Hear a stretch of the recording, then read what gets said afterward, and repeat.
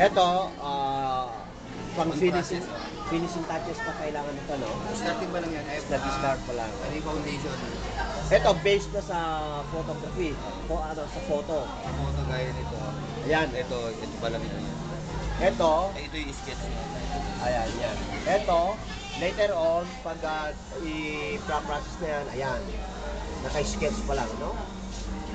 Okay, so, how nice. Okay. Oil on canvas. Parang totoo, ah. Ano? Ano, Seta? Anong year ba ginawa ito? 2000 ka? 2,000? 2008. Ito 2000. Ito mga nauna ito. Lagay nga na trabaho tao. Sito ka na trabaho mo, Cesar. Bago dito, Marami. marami. Marami Pero ka? nag-start ako nung nagtrabaho kayo kay Ensyong. Di Vargas. Governor, no? Oo. Nag-stop ako sa art. Siyempre, more on kami sa security. Tapos nung nawala na ako sa kanya, yun, balik ulit sa art.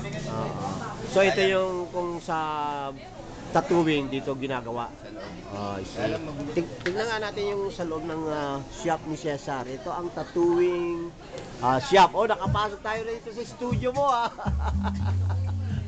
Hello, piercing pa. Body piercing. Ayan, ha. Pinapasok ako ni Cesar dito sa kanyang studio. Bawal na bawal sana tayo rito, eh. Okay Di ba? lang, sir. Okay lang.